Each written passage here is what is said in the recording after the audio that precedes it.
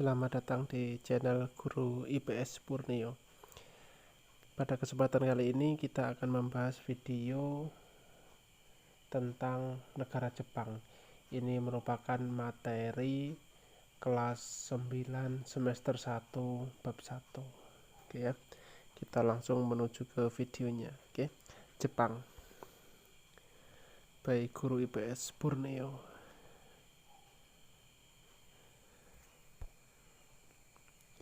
Kita mulai dari identitas negaranya dulu ya. Untuk nama resminya adalah Kekaisaran Jepang. Ibu kotanya di Tokyo. Bentuk pemerintahnya ya, ini kerajaan konstitusional ya. Jadi kerajaan konstitusional itu di mana kepala pemerintahan dan kepala negaranya ini berbeda. Nanti salah satunya raja dan salah satunya nanti pasti ada perdana menteri gitu ya. Oke, kepala negaranya kaisar, kemudian kepala pemerintahnya perdana menteri. Oke. Bahasa utamanya ya bahasa Jepang. Agama utamanya di sana Shinto ya sebenarnya, tetapi ada juga Buddha, Kristen. Mata uangnya yen. Lagu kebangsaannya Kimigayo. Oke, sekarang kita menuju ke letak dan luas negara Jepang. Kita mulai dari letak astronomis ya. Letak astronomis itu pasti nanti berkaitan dengan garis lintang dan garis bujur ya. Kita mulai dari garis lintangnya dulu. Jadi untuk Jepang ini berada di 30 derajat lintang utara sampai dengan 47 derajat lintang utara. Jadi negara ini berada di belahan bumi utara gitu ya. Dan 128 derajat bujur timur sampai dengan 146 derajat bujur timur. Jadi kita menuju ke luasnya. Luas wilayah Jepang ini 377.837 km persegi. Untuk batas-batasnya kita mulai dari sebelah utara dulu. Ada Laut Okhotsk dan Pulau Sakhalin. Kemudian di sebelah barat ada Laut Jepang dan Selat Korea. Di selatan ada Laut Cina Timur. Di sebelah timur ada Samudra Pasifik.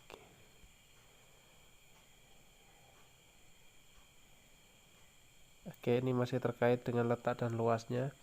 Jepang ini terletak di sebelah barat laut Samudra Pasifik. Tahu ya, barat laut. Barat laut itu adalah di antara utara dan barat. Itu namanya barat laut. Kalau di antara barat dan selatan itu arahnya disebut barat daya. Oke. Negara Jepang ini merupakan negara kepulauan yang terletak di wilayah Asia Timur. Sama ya, sama seperti Indonesia. Cuman kalau Indonesia kan di Asia Tenggara, kalau Jepang di Asia Timur.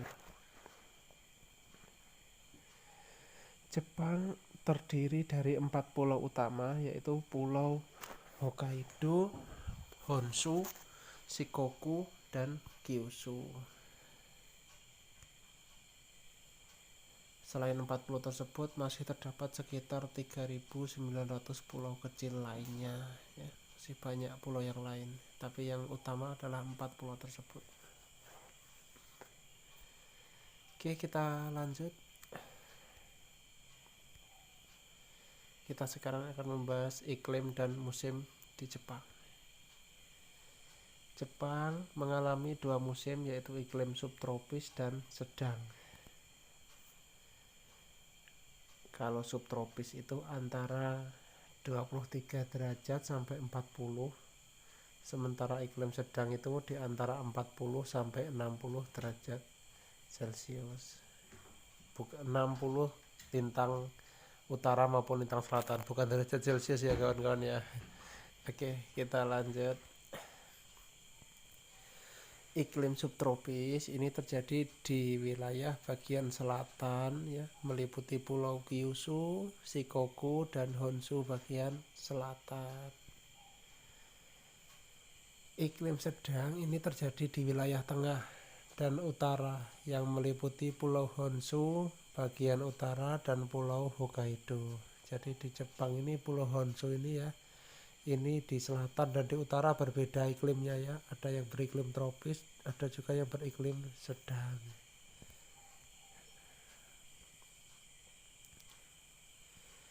Kemudian ini mengenai musim ya teman-teman. Oke, untuk musim ya, ini untuk anak-anak silakan diperhatikan. Untuk musim di Jepang ini ada 4 ya. Ada musim panas, gugur, dingin, dan semi. Oke, kita mulai dari musim panas dulu ya. Musim panas terjadi pada bulan Mei sampai Agustus. Suhu bisa mencapai 35 derajat Celcius. Musim ini ditandai oleh pohon-pohon hijau dan suara serangga yang ribut. Macam seperti di Indonesia juga ya, kalau musim panas atau kalau kita di sini musim kemarau, pasti banyak suara ya, weng weng weng, kayak hewan-hewan itu. Kalau di Jawa itu mereka bilang seringnya garengpong gitu ya.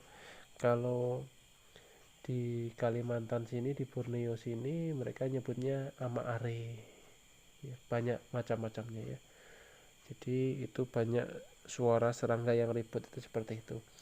Kita sudah sering dengar, cuman kadang kita saja yang kurang sadar gitu ya. Oke, jadi untuk masalah musim ini pada sebenarnya ini bisa dikatakan sesuai, misalkan musim panas bulan Mei sampai Agustus. Tetapi untuk akhir-akhir ini memang musim ini susah untuk ditebak gitu ya, karena memang sudah terjadi pergeseran ya. Jadi karena memang bumi kita ini mungkin sudah banyak berubah, sehingga musim sudah susah apa ya istilahnya, susah ditebak, tidak seperti biasanya seperti itu. Oke, kita lanjutkan. Kita menuju ke musim gugur ya. Musim gugur ini di bulan September sampai Oktober. Jadi ini 2 bulan saja ya. Ditandai dengan rontoknya daun dari pohon. Kalau kita mendengar kata gugur pasti identik dengan rontoknya daun dari pohon gitu ya. Binatang mulai mengumpulkan makanan untuk persiapan musim dingin. Ya. Oke, kita lanjut, masih iklim dan musim ini. Kita membahas musim dingin ya. Ini terjadi antara bulan November sampai Februari. Lumayan panjang juga ini ya. 3 bulan. Ini ditandai turunnya butiran salju. Jadi di Jepang ini ada salju juga ya. Suhu bisa mencapai minus 20 derajat Celcius di Hokkaido. Wah, kalau kita di sana ya, saya sih tidak bisa membayangkan. Sementara saya saja di sini posisi misalkan di suhu 20 derajat Celcius saja sudah bersin-bersin terus, apalagi kalau minus 20 derajat ya. Mungkin saya ndak pindah dari satu ruangan yang panas yang hangat sambil minum kopi gitu ya. Oke, kita ndak usah berandai-andai, kita lanjutkan saja. Musim semi ini antara bulan Maret sampai April.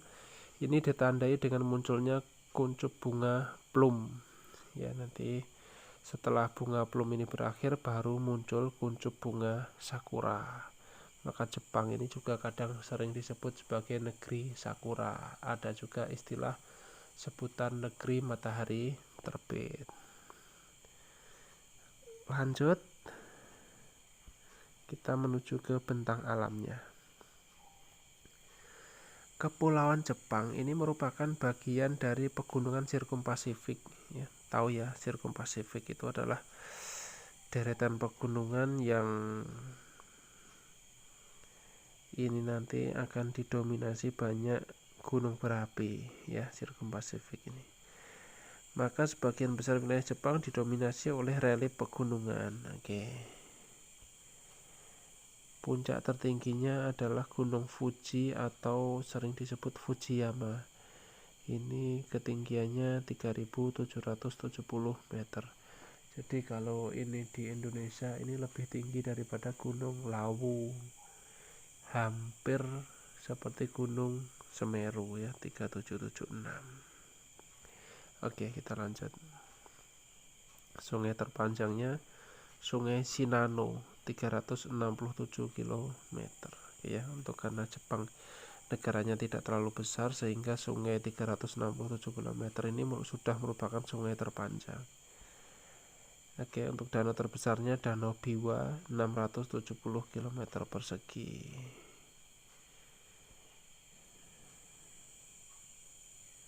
Oke.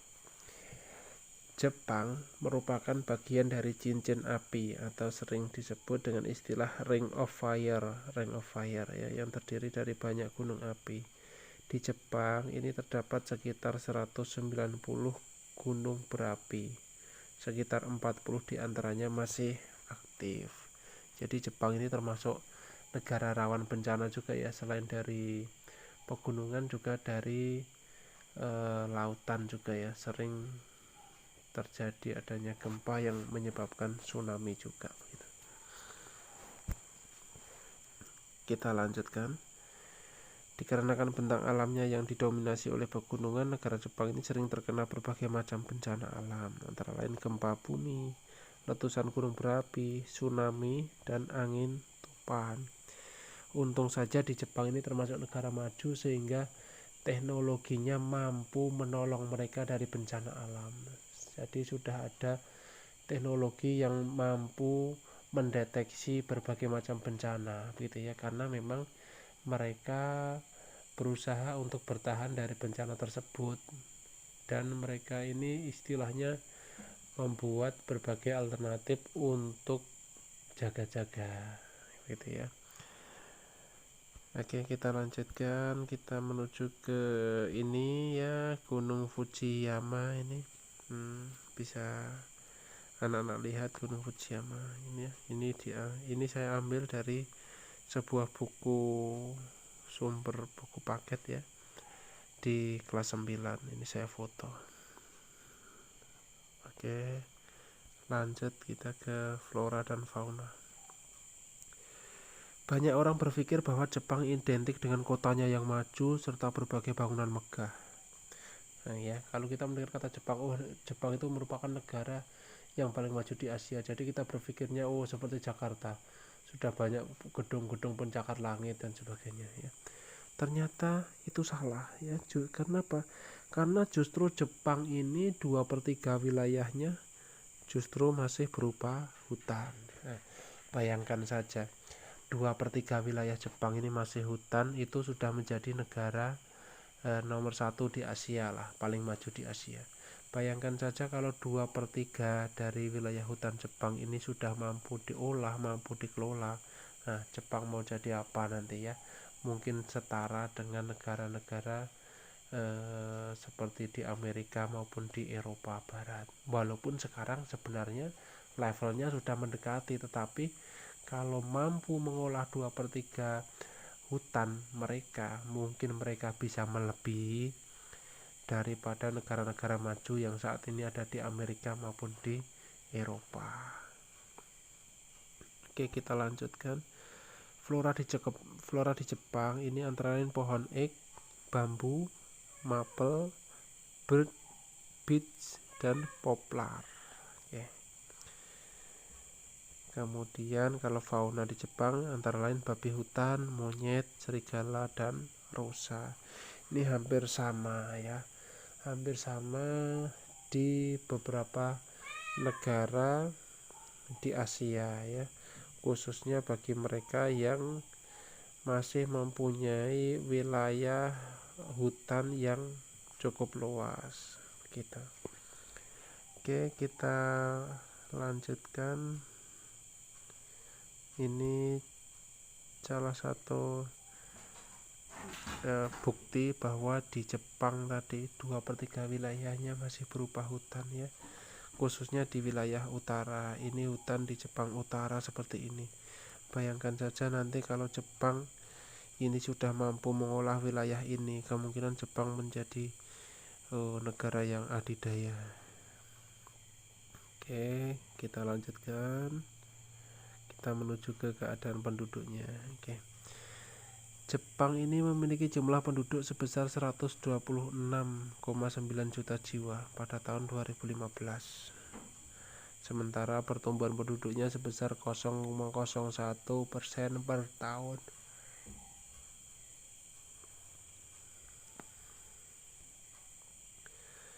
Sekitar 90% penduduknya berdiam di kota, khususnya di Pulau Honshu. Jadi 90% dari penduduknya itu tinggal di kota dan khususnya di Pulau Honshu. Artinya masih banyak pulau lagi yang belum didiami atau belum dimaksimalkan. Ya, artinya Jepang ini, kalau orang menyebut Jepang ini negaranya sempit, ya itu kalau saya mengatakan sih tidak juga, karena wilayah Jepang luasnya ini lebih luas daripada negara Filipina. Filipina saja hanya 300.000 km persegi, sementara Jepang 377.000 km persegi ya. Jadi hanya belum maksimal saja wilayah-wilayah di Jepang ya. Oke, jumlah penduduk yang berusia tua jumlahnya besar. Hal ini dikarenakan tingkat kesehatan yang baik. Negara maju, salah satu indikatornya adalah dari tingkat kesehatan. Maka semakin maju negara tersebut, maka tingkat kesehatan di negara tersebut pasti semakin maju. Sehingga banyak lansia di negara-negara maju itu. Kenapa? Karena mereka tidak cepat mati ya. Jadi mereka hidup terus. Jadi karena sehat, karena kondisinya bagus, jadi mereka hidup sampai tua begitu ya. Jadi banyak lansia. Sementara untuk generasi penerus mereka kurang. Karena apa? Karena sistem KB di negara maju rata-rata berhasil gitu ya. Nggak tahu nanti bagaimana perkembangannya ketika orang-orang tuanya mulai meninggal, sementara untuk penerusnya tidak ada gitu ya. Berbeda dengan negara-negara yang berkembang, orang tuanya banyak yang sudah mati, sementara anak-anaknya bermunculan banyak sehingga padat penduduknya, penuh kumuh ya. Itu kebalikan dari negara maju. Nanti bisa kalian baca-baca sendiri di internet, banyak sekali gitu. Oke, kita lanjutkan. Nah, ini ada contoh ini ya, beberapa lansia yang termasuk mereka ini termasuk modern juga ya. Mereka mengikuti kegiatan-kegiatan yang sudah disediakan oleh pemerintah, sehingga orang-orang tua ini juga mereka mendapatkan tempat ya, tidak hanya di rumah saja, tetapi mereka punya organisasi ya. Ini mereka nampaknya sedang mengikuti sebuah kegiatan keagamaan. Oke, kita masih dalam pembahasan keadaan penduduk. Umumnya penduduk Jepang ini adalah keturunan ras Mongolia. Penduduk aslinya adalah orang Ainu atau suku Ainu, suku bangsa Ainu. Kalau di Australia ada suku bangsa Aborigin. Kalau di Amerika ada suku Indian. Nah, kalau di Jepang ada orang Ainu.